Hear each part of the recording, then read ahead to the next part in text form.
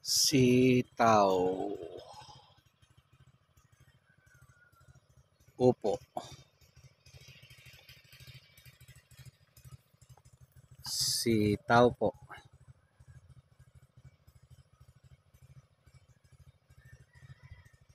No, so second selection today.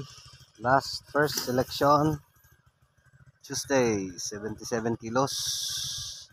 Tapos today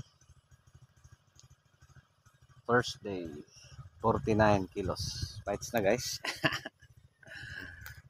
Baby pa naman. No, so 45 days. Tapos ito yung mukha. Again, never mind sa left minor. No? Tapos yan yung sitaw. Pareho lang lahat. No? So next week expected natin mas marami na. No? So tapos yung upo yan. Dito na sa atip naghiluhay na. Say hello, say hi. No? May bunga na. Actually dito sa upo guys, marami na sana yung bunga. Pero pinutol natin. No? Kasi yun nga. Ayan sitaw. Pare lang yan. Sa baba. No? So kasi again, ito ay ibang klase.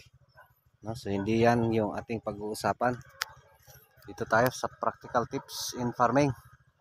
How to handle criticisms in farming. No? Ano ba yung mga panlalait dito sa farming? Or yung mga paglalait, pagmamaliit, paglalait, or criticism, or criticizing farmers, no? So yung masaklap, yung mga nag-criticize ay farmer din. Ay nako. No? So paano ba natin i-handle yung mga criticisms or yung mga negatives dito sa farming? No? So again, nung nagsimula tayo dito sa farming, walang maniwala sa atin. No? Dahil of course, gwapong-gwapo tayo noon. Ay nako. Kasi city boy, dating city boy. Tapos nag-farming. No? So dati doon tayo sa city. Nagtuturo sa CIT University. Shout out sa mga kaibigan natin dyan, mga estudyante natin dati. Ngayon mga engineers na, mga manager na, mga doktor na, mga nurses na, mga architect na, no? Yung iba mga tulisan na rin. Joke lang. No? So again, how to handle criticisms. Again, pag nagsimula ka guys, mahirap. No? Kasi walang maniwala sa'yo. Walang, oy, di niya kaya yan. Di mo kaya yan. No? Ito pa, may sanga. Dapat pinroning ko to. Hindi pala to sanga. Dalawang puno. Main to. Sige lang. Gaganituhin ko yan later. No?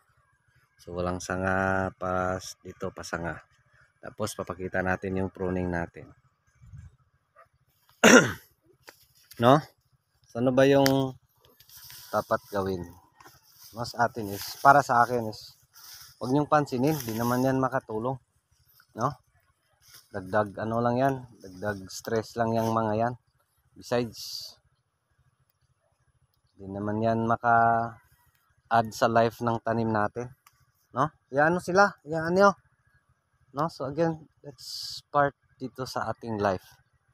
Sakto na dong, niyo to ta. Part sa ating life na may mga taong ganon. Even in mga maliit pa tayo, no? Habang lumalaki, kung titingnan mo, maski sa anong antas ng ating buhay, andun talaga yung panlalait, andun talaga yung pagmamaliit, no? Pero yung para sa akin is wala yan, no? Walang walang bearing yan, wala talaga, no? Kasi sa akin is ano lang, gagawin ko lang lahat na I believe, no? Na maski sasabihin nila, di mo kaya yan, wala kang alam dyan, no? Lalo na dun sa mga baguhan, no? When I started, mahirap, no? Pero of course, dahil we learn from every mistakes dito sa farming, dami nating natutunan, dami nating of course, meron din tayong mga mentors na handang tumulong. So in short, nakakatulong. Ang sa akin lang is advice ko doon sa mga nega na mga tao. Hayaan niyo sila. Walang ano yan. Walang ikatulong yan talaga, no? Sa atin is patuloy lang, no? So sa akin is more on personally, yun bang pinagmamaliit tayo mga farmers or pinagmamaliit ako nung nagsimula ako. Sasabihin ko lang sa sarili ko, kaya ko, no? Tapos gawin ko yung best ko. Tapos hayaan ko yun sila, no?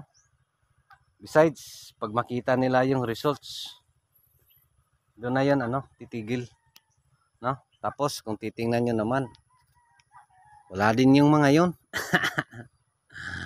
Ay nako. Yan yung sitaw natin, guys. Tapos upo, nandun na sa tip, no?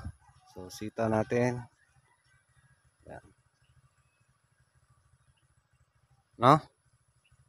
So of course, maski nga dito, guys, daming nang criticize nito, ano ba yan, ang bobo natin na nagtanim tayo ng ganito.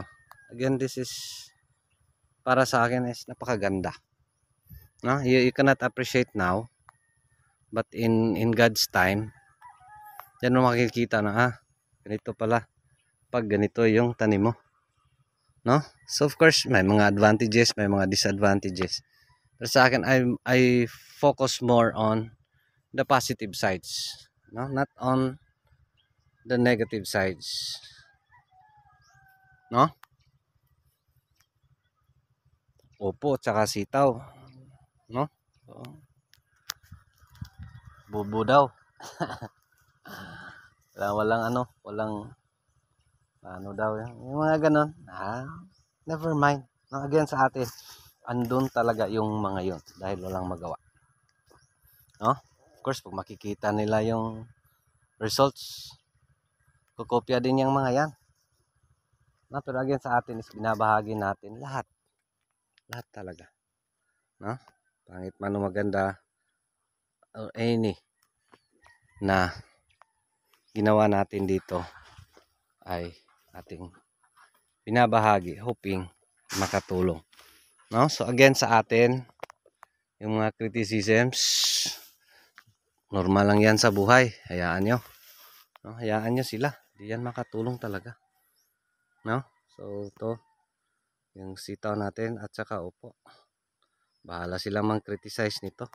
Basta sa akin, mag-harvest ako ng sitaw, mag-harvest din ako ng upo with God's grace and God's blessings, no? So expected nito by next week, marami na, maka 100 na tayo.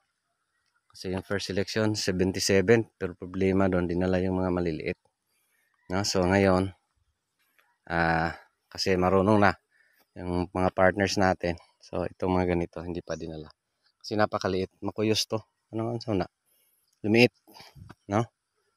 Pag andun na sa merkado, di yan tatagal, dapat one day maubos na, pero hindi naman yun ganun sa market, no? Problema na lang, pwera na lang kung mahal. So ngayon kasi yung presyo is 40 lang dito, I don't know sa iba kung magkano, basta yung bayan natin 40 yung kuha, kahit na yan para sa akin, no? Ito kaya itong makaharvest ng 1,000 plus kilos in a week, pag 3 times, pag starting next week, may chance na ganon, no? So dito kasi itong 1/2 kilo, 1.5 kilo na buto o yung seeds. Based doon sa ating previous na tanim. Mas maganda pa to kaysa doon. Nakakuha doon ng 130 plus ng yung ano lang yun, 1/4 kilo na buto o seeds. So dito is 1.5. So with God's grace and God's blessings, kaya nito makakuha ng 500 to 600 kilos isang harbisan. No? Of course, again, si Lord pa rin yung bahala. Once again, doon tayo sa practical tips. How to handle criticisms in farming. Again, para sa akin, hayaan nyo sila. Walang ambag yan, mga yan. Walang magandang idudulot yan. Walang ikakatulong yan. Hindi hahaba ang buhay natin. Hindi hahaba ang buhay ng ating mga tanim. No? Doon sa mga negative inputs nila. No? Sa atin is pagpatuloy mo lang yung ginagawa mo. Hayaan mo sila. Tapos pakita mo yung best mo. Kasi dito pag focus ka lang, everyday yan yung mga gagawin mo, yan mga lahat ng mga ano mo.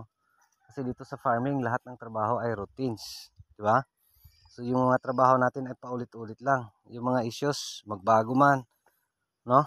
Pero again, andun pa rin yung routines, di mawawala, no? So sa akin is focus ka dun sa routines, focus ka dun sa mga kailangan mong gawin. Huwag dun sa mga nega.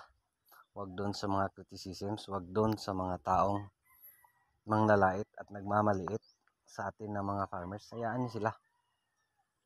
No? So again, sana may nakuha kayong lesson.